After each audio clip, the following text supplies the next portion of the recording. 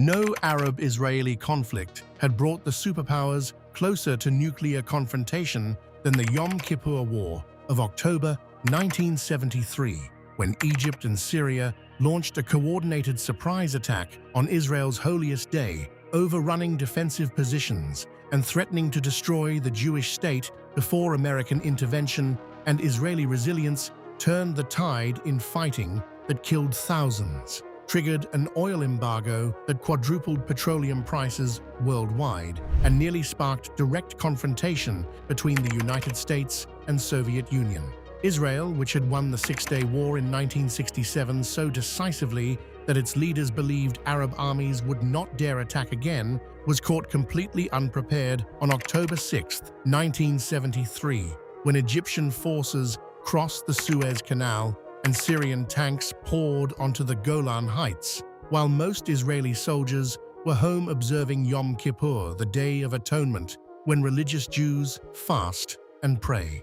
The war that followed lasted 19 days, transformed the Middle East's political landscape, demonstrated that Arab armies could fight effectively when properly led and equipped, and set in motion events that would eventually produce peace between Egypt and Israel, while establishing patterns of oil politics and superpower competition that shaped the region for decades. October 6, 1973, at 2 o'clock in the afternoon, air raid sirens wailed across Israel, breaking the silence of Yom Kippur, the holiest day on the Jewish calendar, when the country essentially shuts down as religious and secular Israelis alike observe the fast. Within minutes, Egyptian artillery opened fire along the entire length of the Suez Canal, while Egyptian commandos crossed in rubber boats and engineers assembled pontoon bridges under cover of massive artillery barrages. Simultaneously, Syrian forces launched attacks on the Golan Heights with more than 1,400 tanks, supported by aircraft and artillery, crashing into Israeli defensive positions held by fewer than 200 tanks and 2 undermanned brigades. The coordinated assault, planned in secret for months and timed to exploit Israeli vulnerability during the holiday, achieved complete tactical surprise despite intelligence warnings that Israeli military leaders had dismissed as Arab saber-rattling. Understanding the Yom Kippur War requires examining the aftermath of the Six-Day War in June 1967, when Israel had defeated Egypt, Syria, and Jordan in 6 days of fighting that transformed the regional balance of power. Israel captured the Sinai Peninsula from Egypt, the Golan Heights from Syria, the West Bank from Jordan, and East Jerusalem, tripling its territory and establishing what appeared to be unassailable defensive positions along the Suez Canal and on high ground overlooking Syria. The victory produced overconfidence in Israeli military and political leadership, who believed Arab armies were incompetent and that Israel's qualitative superiority guaranteed victory in any future conflict. Egypt's President Anwar Sadat, who succeeded Gamal Abdel Nasser in 1970, recognized that Israel would never negotiate return of Sinai, while believing its military dominance was permanent. Sadat concluded that Egypt needed to attack Israel not necessarily to win a total victory, but to break the military stalemate, demonstrate that Arab armies could fight, and create conditions where superpowers would pressure Israel to negotiate. Syria's President Hafez al-Assad shared similar calculations regarding the Golan Heights and coordinated planning with Egypt for a two-front war that would divide Israeli forces and exploit the element of surprise. The planning took more than a year as Egypt and Syria rebuilt their armies with Soviet weapons, trained troops in new tactics, and coordinated attack timing to maximize surprise and prevent Israeli mobilization. Egypt developed plans to cross the Suez Canal using water cannons to blast through the sand barriers Israel had constructed along the eastern bank, while acquiring Soviet anti-tank missiles and surface-to-air missiles that would neutralize Israeli advantages in armor and air power. Syria massed tanks and artillery for breakthrough attacks on the Golan Heights, designed to overwhelm Israeli positions before reserves could mobilize. Israeli intelligence detected Egyptian and Syrian military preparations in late September and early October 1973. But military leaders and politicians interpreted the movements as exercises rather than preparation for war. The chief of military intelligence, Eli Zera, dismissed warnings and convinced Defense Minister Moshe Dayan and Prime Minister Golda Meir that war was unlikely. This intelligence failure, later called the conception, reflected overconfidence from the 1967 victory and assumptions that Arabs would not attack without achieving air superiority, which Soviet weapons had not provided. Even on the morning of October 6th, when intelligence confirmed the attack would begin that afternoon, Israeli leaders delayed full mobilization, believing they had time to call up reserves. The attack on the Golan Heights posed the most immediate existential threat to Israel as Syrian forces aimed to capture the Golan, descend into the Galilee Valley, and potentially drive toward Haifa and Tel Aviv. Syrian tanks outnumbered Israeli defenders nearly 7-1, as more than 1,400 Syrian tanks,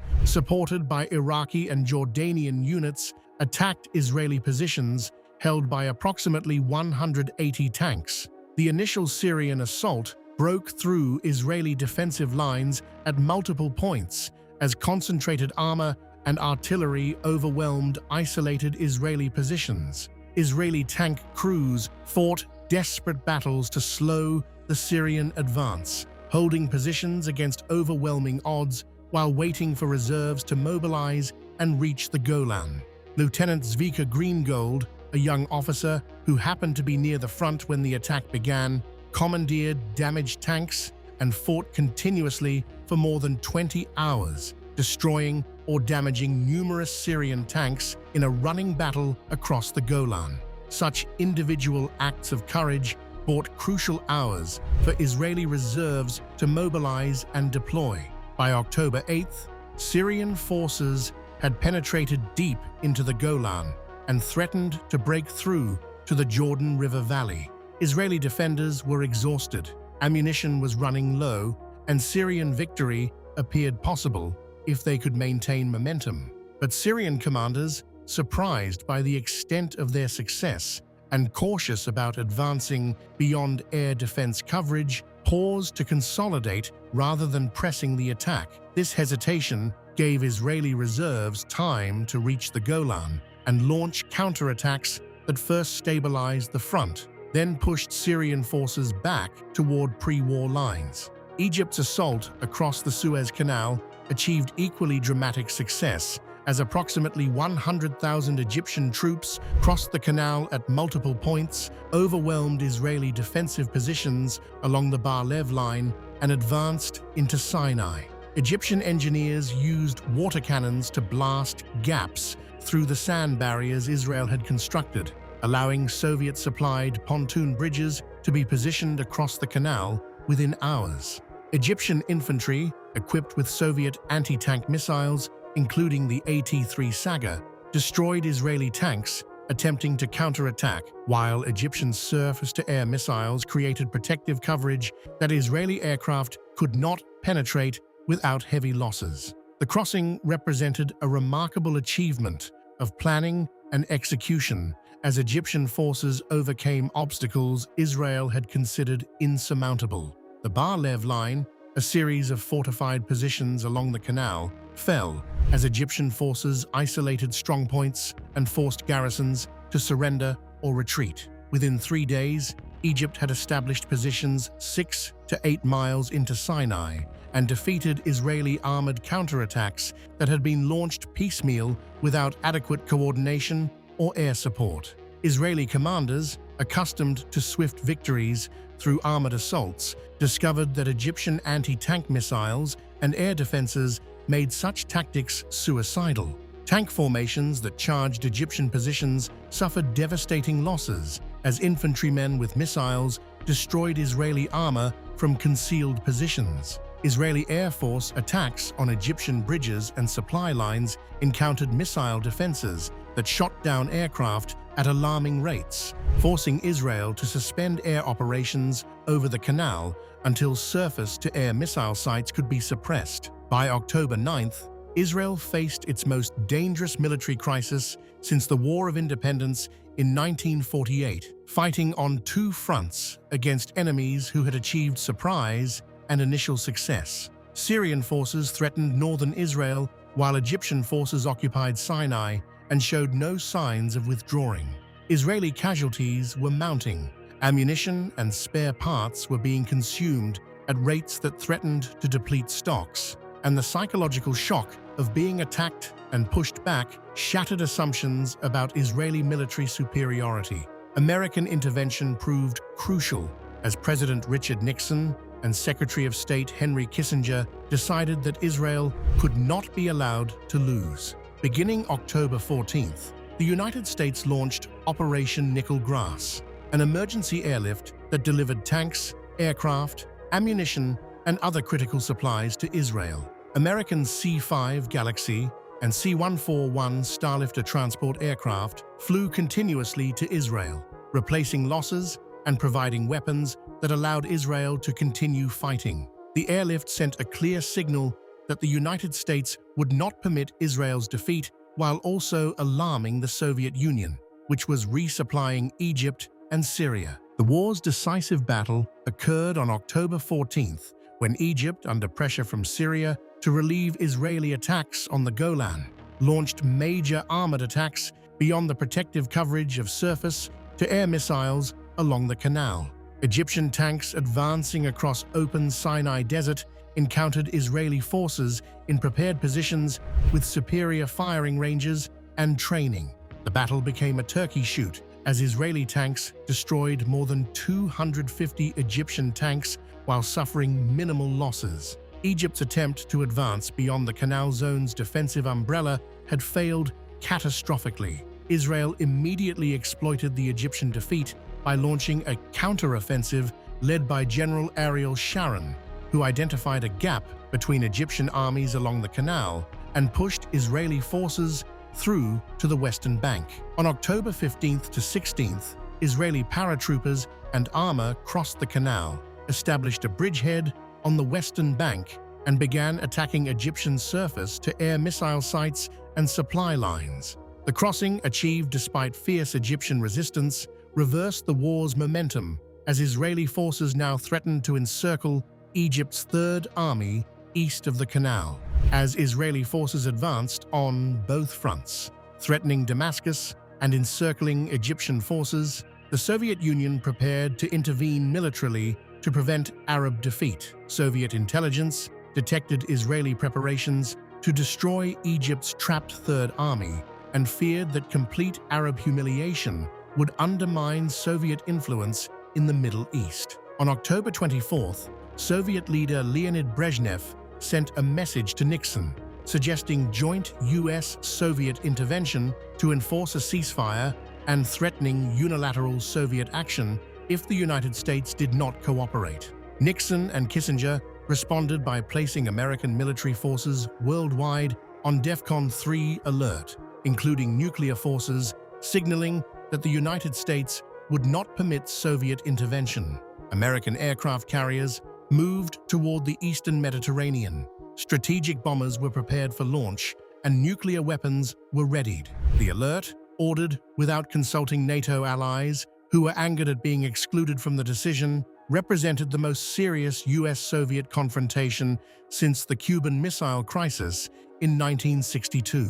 The nuclear crisis convinced both superpowers that the war needed to end before direct confrontation occurred. Intense diplomacy produced a ceasefire that took effect October 25th, though fighting continued sporadically for several more days as Israel completed encirclement of Egypt's Third Army. The ceasefire left Israeli forces in control of territory beyond the 1967 lines on both fronts, having recovered from the initial disasters to achieve military success that nevertheless came at high cost. Arab oil-producing states responded to American support for Israel by implementing an oil embargo that transformed global energy markets and demonstrated petroleum's power as a political weapon. On October 17th, the Organization of Arab Petroleum Exporting Countries announced it would cut oil production and embargo shipments to countries supporting Israel, primarily the United States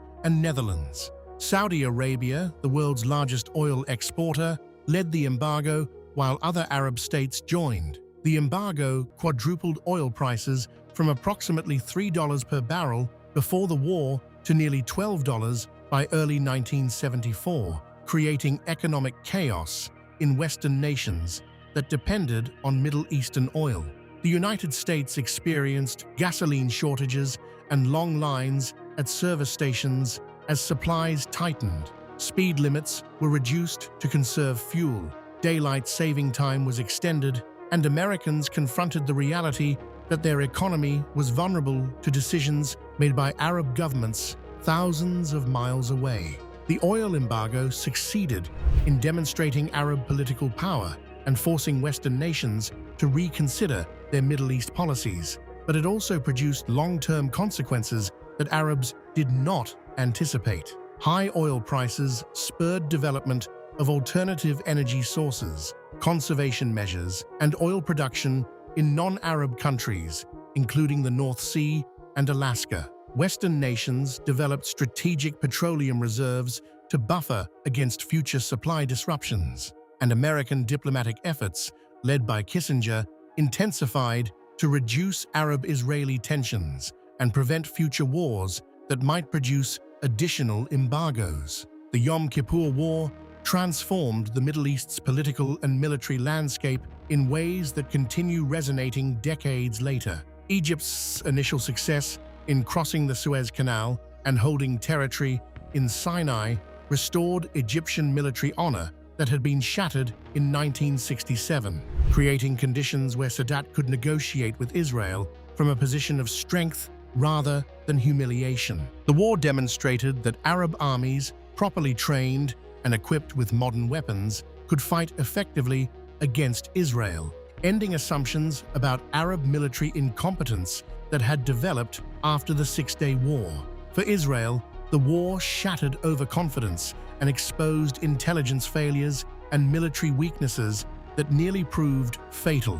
The casualties, with 2,656 Israeli soldiers killed in 19 days of fighting out of a population of approximately 3 million, produced trauma that affected Israeli society for years. The political consequences included Golda Meir's resignation in 1974 and investigations into intelligence and military failures that revealed how assumptions about Arab intentions and capabilities had blinded leaders to warning signs. The war's most significant long-term consequence was Egyptian-Israeli peace. Sadat, having demonstrated Egyptian military capability and restored national honor through the war's initial success, concluded that continued confrontation with Israel served no Egyptian interest, and that recovering Sinai required diplomacy rather than warfare. His decision to visit Jerusalem in 1977 and address the Israeli parliament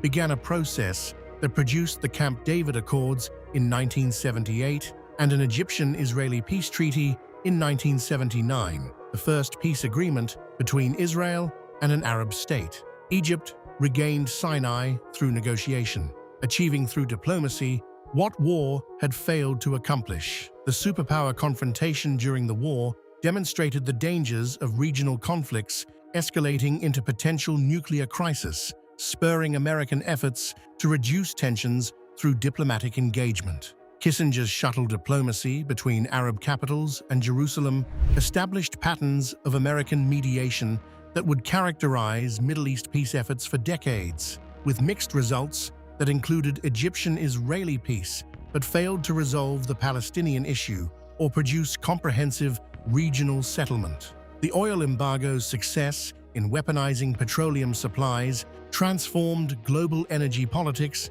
and demonstrated that developing nations controlling vital resources could influence industrialized powers. The price increases that followed enriched oil-producing states while creating economic difficulties in consuming nations, producing inflation and recession in the United States and Europe. The embargo established oil as a political weapon that Arab states would threaten in future conflicts, though never again implement with the same coordination and effect. The war also highlighted the effectiveness of Soviet military equipment when properly employed, as Egyptian and Syrian forces, using Soviet tanks, missiles, and aircraft, achieved initial successes that had eluded them in previous wars. The performance of anti-tank and anti-aircraft missiles forced military forces worldwide to reconsider tactical doctrines that had assumed armor and air power would dominate battlefields. The war became a case study in how modern weapons could offset numerical or qualitative advantages if employed with proper tactics and training. The Yom Kippur War teaches that military overconfidence and intelligence failures can nearly prove fatal even for militaries that have achieved previous victories, that surprise remains one of warfare's most powerful advantages, regardless of technological sophistication, and that modern conflicts between regional powers risk superpower confrontation when vital interests are engaged. The war demonstrated that limited military success can create conditions for diplomatic breakthrough if leaders are willing to translate battlefield achievements into negotiated settlements rather than pursuing total victory.